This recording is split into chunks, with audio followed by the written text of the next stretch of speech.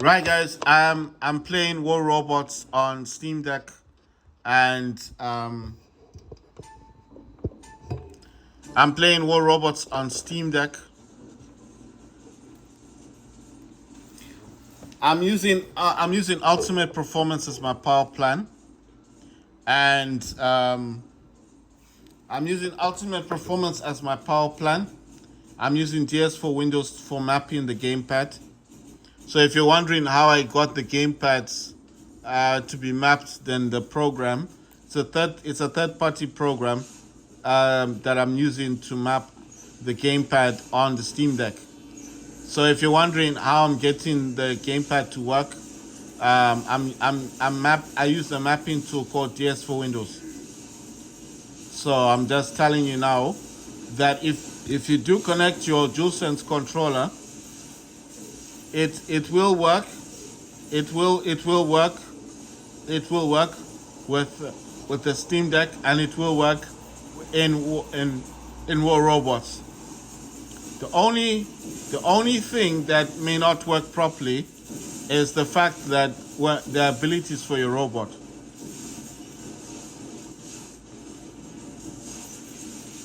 So that's all I've got to say. So you may be thinking, but it's working on yours. It's working on mine because I've mapped mine. So that's why I'm saying that do not take what I'm doing on my Steam Deck to be like a direct result that automatically you're going to get the same type of gameplay on your Steam Deck. If you do not map your Steam Deck, you may not get the same results.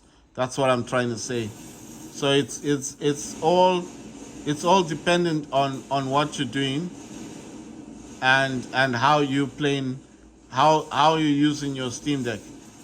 You see, I'm under fire from a wow. I was taken out. Right. So what I'm saying basically is the basic fact that I'm using a DualSense controller on this Steam Deck does not automatically mean that now you can use your DualSense controller in the same way that I use mine. So what I'm trying to say is that if you do not map your gamepad, your DualSense, there is no way for you to actually get those functions. There's two ways of doing this. Like I was saying, if you've got a Steam operating system Steam Deck, then you can just go into the game and you can actually create a profile for that game, save it on the Steam community, and save it as your mapped gamepad. You can actually save it as your own gamepad control thing scheme. So you can. What I'm saying is, you can actually save it as your own scheme on the game. So basically, what I'm saying is that there's distinct advantages of doing this on the Steam Deck, as I will as I will as I will let you know. Wait, can I jump in quickly? Made it just in time.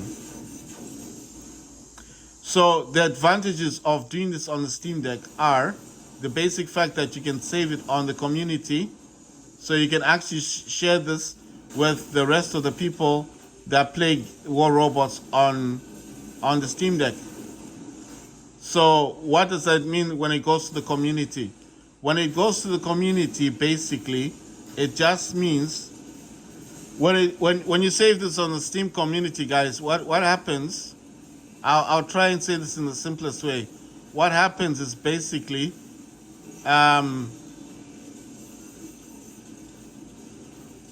what happens basically is that when you save this on the Steam community, what happens basically is that sorry, I'm just trying to concentrate on destroying that Titan. When you save this on the Steam community, what happens basically is when you save this on the Steam community, what happens basically is the fact that other people, like I was saying, other people that play this game will be able to use the same presets that you use on War Robots. So what are the advantages of that? You may have client members that like the way you play your game. Maybe you communicate with them. You ask them what kind of because on War Robots, I know you can communicate with your client members, right? So let's say you're talking to your client members, you're talking to them, and you're saying to them like, "How come your gameplay is so smooth, so good?" And you can say to them, "Oh yeah, you know what? I'm using a gamepad." And they're like, "Oh, really? So how you doing it?" And you can say, well, you can give them examples. If you've got a Steam deck that's already on the Steam operating system, you can actually create a mapping within the game. Inside the game, you can go into the game and create a mapping, and you can name it whatever you want with your name on it, and you can actually share it on the community for Steam for that particular game. And if it's popular enough, you will be voted on. If people like the mapping you've created, it will be voted on, and eventually you may see that 1,000 people voted for your mapping, and that's pushed you up the ranks. Like, it just means everyone's using the mapping that you use on the game. So you become kind of popular on that community. Like, this guy knows how to make a good mapping. That's the advantage of using Steam to create the mapping. The other advantage is, if you don't like your own mapping, but you do like someone else's, you can actually apply it to your Steam Deck for that game and that game only. And every time, even if you exit the game and you play something else and you've got a different mapping for that game, a different controller setting for that game, and every time when you come back to the game that you've set with not your profile but someone else's gaming setup on that game that you're playing, it will apply that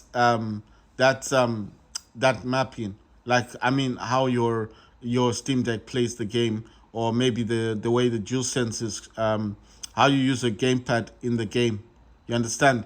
So the distinct advantages on Steam are: one, you get to share it in the Steam community; two, people will vote to see if your mapping is good; and three, if it's really good and people have voted on it a lot, you'll be pushed up the ranks on the community.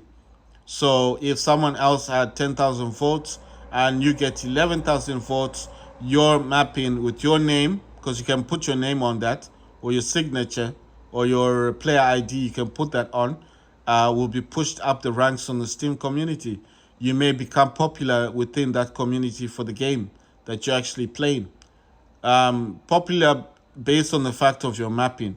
So if you don't know what mapping is, for example, maybe in the game, certain games, if you press up, it will do something in the game. Maybe you found a different way, and instead of using up, you use the left D-pad. And then what you do is you can save this mapping. Mapping is just basically what these buttons do in the game and what these buttons do in the game. So there may be people that use square for running or sprinting, and then you decide, no, I want it to be far away from this stick, so I need it to be the triangle. You can do that with mapping. You can actually swap them around, and instead this one to be sprinting, you use the triangle. That's what mapping is. It's just changing what these buttons do on your gamepad, or even changing what the Steam Deck buttons do on the game. So with the Steam community, you can share it. They'll be voting on it, and eventually people may end up using your mapping, and you become popular within that community for Steam. If you use third-party mapping tools like the one I use, there are different types. There's 360 CE, that's for Xbox. It's an older type of mapping. It was meant for Xbox controllers that were not meant for PC gaming. Sometimes it could have been used for those Logitech gamepads. Logitech makes a lot of PC gamepads, and maybe you've got a Logitech gamepad. It's not an Xbox, but you wanted to use it for an Xbox controller in a PC game. You could download. It's called 360.ce.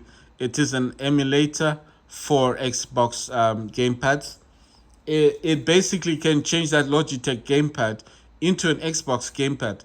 And basically, when you're playing the game on a PC, it doesn't see it as a Logitech. It'll see it as an Xbox gamepad.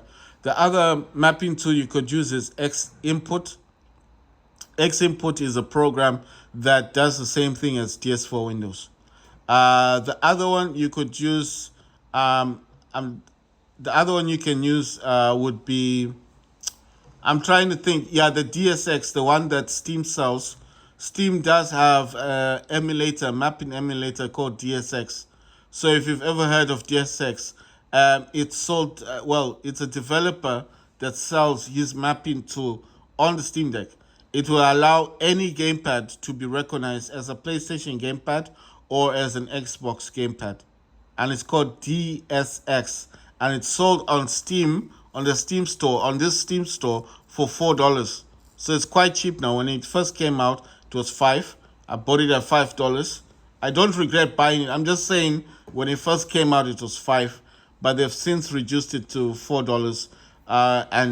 Yeah, the other mapping one you can use is called RE Rus re REWASD. It's a program for mapping gamepads, and it's a program for actually mapping your gamepad to a keyboard. I did pay for mine, but it's locked to the. It's actually locked to this Steam Deck, to this Windows Steam Deck, and there's no way for me to actually move it around. So I cannot use that program. For example, on my Asus ZenBook, it will not allow you to use it on multiple computers. Listen, every program or every developer has their way of how they sell their mapping tool. So the one I'm talking about, the WASD one, is very popular. A lot of people do use it.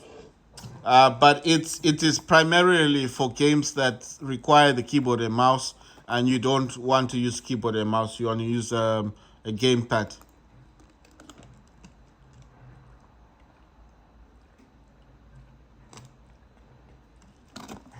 So I know what you're thinking. Why don't you use that one and not DS4 Windows? Well, for one thing, you need to pay for that one. It's not free. When you first download it, it'll give you a few days to use it for free, but only as a trial. It's on a trial, yeah? So you get like your first 3 or 4 days or your 1 week on it. I don't think it's a week. It's like 3 or 4 days using it, and it's very convenient because it will change your gamepad into a keyboard mouse. You know, it mimics. It's like DS4 Windows, but it's much better. It's better looking. It has more combinations that you can do on your gamepad as well. Like if you click on the sticks, if you like clicking on the sticks, you can put a combination on those sticks as well. It's got dead zones. You can actually eliminate dead zones in your profiles for any game you want to create on any computer you use. So even on the Steam Deck. It also costs above 20. I think it's like $20 just to buy the program, and the program will only last 1 year, so it's not permanent. You know, it's not like a permanent thing. It's not like you buy it and that's it. I know they do say the forever thing. They might say $7, you buy it, and then you just getting a version of I don't know how to say it correctly, but it's you're getting a version of REWASD program. And then if you pay the full $25, they'll say it's like a permanent thing.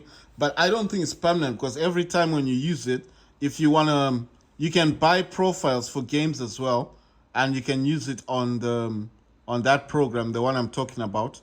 And you can buy profiles for PUBG, you can buy profiles for GTA 5. And what happens with the profile, once you buy it, you download it, and then what you do is you can add that profile to any game, the game that you're playing on your DualSense. And it's got more controllers than DS4 Windows. So I mean, it does offer a lot for the price, but I just didn't like the fact that I already paid for it and I couldn't use it again, you know? So you've got to be careful with some of these programs, because once you buy them, okay, once you buy it and it's installed on your Steam Deck, it will be installed on the SSD. So, for example, let's say you decide one day, oh, I want to upgrade my SSD. You remove that SSD, right? Let's say you didn't clone it. If you cloned it, I don't know if you would keep the program. But let's say you didn't clone the SSD, you just swap it out for another SSD, you upgrade your Steam Deck, and then you go back into that program thinking the license key that you used on the other SSD will be exactly the same, and then it blocks you and tells you that you have to purchase it. That's the issue for me basically. I didn't clone my SSD. I paid the $7. Luckily, I didn't pay $25, but I paid the seven, and it bored me so much that I just left it alone. How I found DS for Windows? Well, I was looking at the 360 CE, and I was looking for those. There's a VGAM. I was looking for a VGAM, uh, VGAM program because some of these require those. I think it's called a HID, the HID program, and the VGAM bus driver, which is these are drivers you need for those some of the mapping tools to work. And I was looking for one of those, and then I stumbled upon DS for Windows, and ever since I've been using DS for Windows, I like it. It's free. It's not like DSX where you have to pay $4. It may not look as nice as DSX. DSX is much more simplified. It looks better, and it will work on your Steam Deck. But because I just prefer using DS for Windows, I've stuck with it. So that's why I use DS for Windows. I've used different. I know you're probably thinking, "Wow, you've used different types." I use different types of mapping. I didn't like the others. I like DS4 Windows. That's why I stick with DS4 Windows. Right, guys. It says win 3 battles, got 1 left. Participate in 6 battles, got 3 left. Gain honor points 2,500. I've got 519. So that probably means I need 2,000 more honor points. How do you get honor points? Well, honor points will come in form of you getting into the top place. Like if you come out one of three, like the first, second, or third, then you get honor points. The other way you can get honor points: capturing beacons, destroying robots, destroying titans, helping out your squad. So if the game notices that you're always helping out, you're capturing that beacon, you're helping your teammate. Like it doesn't say you get an assist, but if your teammate has been attacked and you come in and you start attacking that robot, you will get honor points. So it's just basically you participating in games and helping your squad out to win. Okay? Capturing beacons. If you're not much of a face-to-face player, you don't want to fight, you just got low keys, you just want to capture beacons, it's fine. Capturing beacons, because that's you want to win the game. So capturing beacons will get you honor points. If you're like me, you just like the face-to-face, you like destroying the robots, destroying titans, helping up the squad, you'll get honor points. Right, on the daily it says win 8 battles. I got 2 left out of 8. Capture beacons. I've got 15 out of 18. I got 3 left. Right. So at the moment, I'm just following these tasks because it hasn't given me an overall task to do. The event task hasn't started yet, so I just figured I'm not just gonna sit and not do anything. I do want to play the game. Like I said, I do enjoy playing this game the most, but the one I am playing at the moment, more than any other game, I am playing Modern Warfare. So for example, I'm just playing Modern Warfare the most. So I'm not trying to say anything bad. I'm not saying that you guys should be like me and only play War Robots. I'm playing War Robots because I enjoy playing it. Okay? So if you enjoy playing War Robots, then you play War Robots. But I'm not going to say to anyone, stop playing your favorite game and play games because I'm telling you to. No, I'm not saying to anyone for them to stop playing the games they enjoy. I'm just saying basically, if you have games that you like playing, then play them.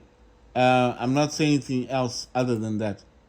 right? The robots that I'm trying to get basically in the workshop right now, guys. I'm trying to get Eojin. Eojin robot. What he does is he breathes dragon breath. He has fire and he can carry 2 heavy weapons.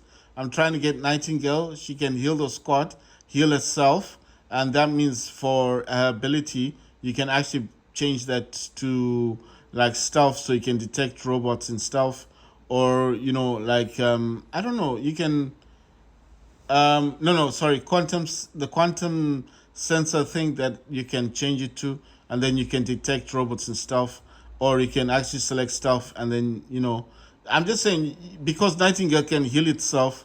It's a robot that heals itself, and it can heal the squad. You don't need healing again for its ability. You can change it to something else. Leech has the same ability as Indra and can carry 4 medium weapons. If you don't know what Leech is this one. Blitz can carry 4 light weapons, and Behemoth can carry 4 heavy weapons, and Phantom has the same ability as a Scorpion. It can teleport to the enemy and teleport away from the enemy. The only difference I said between this is the Phantom, guys. That's a Phantom. And if you don't know what a Scorpion is, a Phantom can carry 1 medium weapon and 2 light weapons. A Scorpion is this one. That's a Scorpion. Can carry 2 medium and 1 light weapon. Can also teleport. And I don't know if I've got a Leech.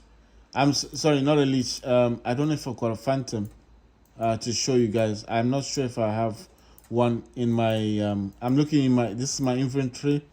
I'm curious myself. I don't think I've got one, but I don't have a Phantom. Why I'm trying to build a Phantom? Well, a Phantom, like I said, can teleport to the enemy. Well, the thing about Phantom. Phantom can't Sorry, I think I got it mixed. Phantom cannot teleport to the enemy. What Phantom does is that Phantom can it leaves its ability be in a spot, and then it goes towards the enemy, and then it attacks the enemy, and then when it needs to get out of that zone that it's been attacked, that's a Phantom. This is a Phantom. What the Phantom does is when it uses the ability, it doesn't teleport. What it does is it uses its ability. You go towards that robot, you do a face off for a little while, depending on your weapons, because this one's good. It carries 1 medium, 2 light. And then as you're causing your damage, if you get overpowered for whatever reason, as long as your ability is still active, you can teleport back. So you cannot teleport to the enemy, but you can teleport back to the place where you left your beacon. And then the one that can teleport to the enemy and come back is Scorpion. This one. This one carries 2 medium and 1 light. And this can actually teleport to the enemy and teleport back. But its ability needs to be active when it does that. So that's the differences between Phantom and a Scorpion. This Scorpion can teleport to the enemy within 350 meters and teleport back. But a Phantom needs to use its ability someplace, and then it runs off to do its face off, and then as long as the ability is still active, it can teleport back. You understand? So it's not a definite, like to say, you've got a Phantom, so automatically you're going to be able to teleport to the enemy. You may not be able to teleport. The only differences would be that you can. I don't know. It's like, okay, so my Evero now is level 7, Scavenger Dash is level 7, and the other Evero is level 6. I do want to upgrade this to a level 7 as well. I need 37 platinum. I got 14. Why am I doing this? Well, because look, if I take you to my other Kraken Indra, this one, okay, the Kraken Maja is only level 3, but the 2 Fudges are level 7. And let me see where the other, this one, the Aether's got the other Vajras. That's level 3, that's level 1, right. Wait, let me swap this one for a second. I like it when if one is slightly higher than others, to actually put it on the bottom, because look, when I'm looking at it, it makes more sense for me. So and I'm looking at it says level 3, and then it says the Karura Lance is level 1, and the other Vajra is level 1. It just makes it easier for me to look at. So basically, I'll run down what these other Titans got.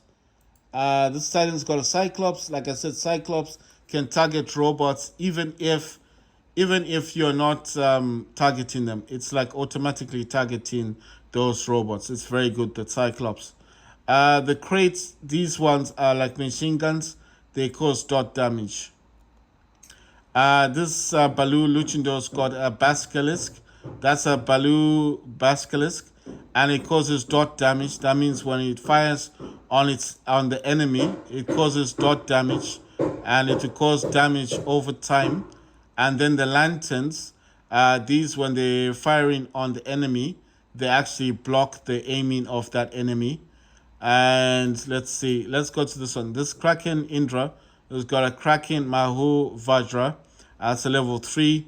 And the two Vajras are level 7. And these have, the only way I can explain the effect that these got is like a shotgun weapon. It fires it fires like particles. It's the same thing like the Evero. The same way Evero fires is the same way that the Vajras fire. It's I always say they look similar. The only one that doesn't look similar is the Kraken Maha Vajra, the darker one, because this one does produce like a black smoke when it fires its weapons. This scavenger Hemmendale has got 4 lanterns, so that basically means all of these lanterns are just going to be targeting robots and titans that are trying to aim at it, and it blocks the firing ability. With this Karura Aether, I'm using 2 claves, and the clave is basically a cannon. The first time it fires, it's got high capacity. The second time it fires, the capacity gets greater. And then the third time it fires, it's got more capacity. So let's say it starts from 100% to 200% to 300%. But on the fourth and the fifth, it needs to it's got a cooldown period. So it basically needs to cool down. Cinder is like a fire weapon. It just creates fire right around this Titan. So if you get a Scorpion attacking you and you can't see the Scorpion for whatever reason, the Cinder will make short work of the Scorpion. It causes a lot of damage because it's fire. With this Sharingan's got Veron, and Veron is exactly the same as Evero. When it fires those particles like shotgun. They look like bubbles, but they do cause a lot of damage. And those are 3 Verons. Those are alpha weapons. With this Aether, it's got the Mahavajra.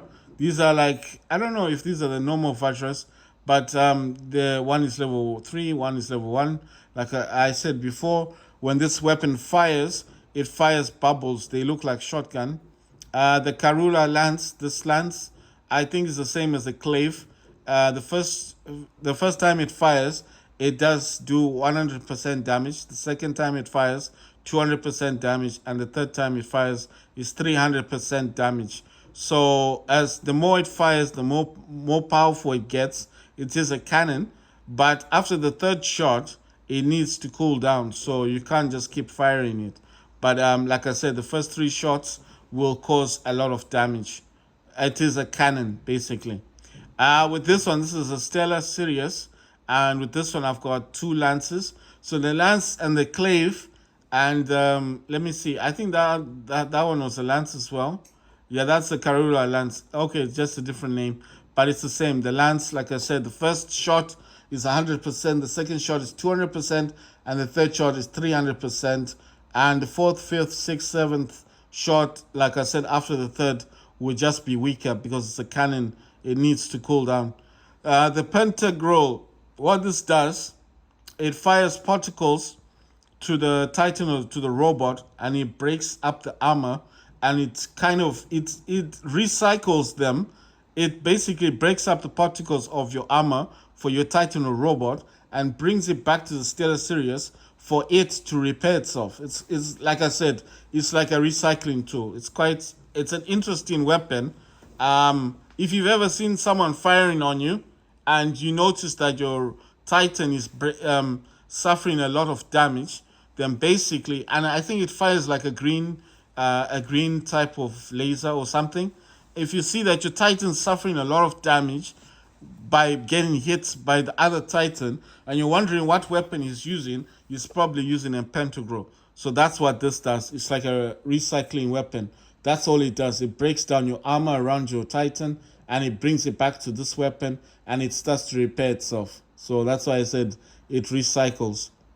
With this Oxminos, it's got two Lunar Squales. Those are shotgun weapons, the Beta, and then the Scavenger Lantern. I could have added a third Lunar Squale, another shotgun, but I do find that the Lunar Squale, I don't know, it's I just don't like using it as much. But I mean, I did put them, but I do have a third one, and I'll show you now. You see, I can actually make it three, and I've got another Cinder, another Cyclone. But I just figured, like, if I ever used it, I would just like it to have the blinding, because this one, the Scavenger Lantern, will actually blind or disrupt what that robot or Titan is doing. So if it's trying to fire on you, it won't be able to fire on you because the Scavenger Lantern blocks it. So that's why I like having that. And then with this Hemindar, this is the last Hemindar, it's got 4 lances. So like I said, lances are cannons, and the first shot will be powerful. And the first shot's 100% damage. The second shot is 200% damage. And the third shot is 300, I think it's 350% damage. But after that, it needs to cool down. So you can't just keep firing them. I mean, you probably will, because war robots, you will always be firing your weapons. But I'm just saying that's what happens in the game. Right, I do want to upgrade this Evero at least to its brethren. I need 34, 37. Let me see. Upgrade, it says 37 platinum. I've only got 14, so I need about 2. So I need 23 platinum, and then I can upgrade the Evero on this one. Right, guys, I'm gonna jump into a match now. Like I said, the actual task that I need to do hasn't come up yet.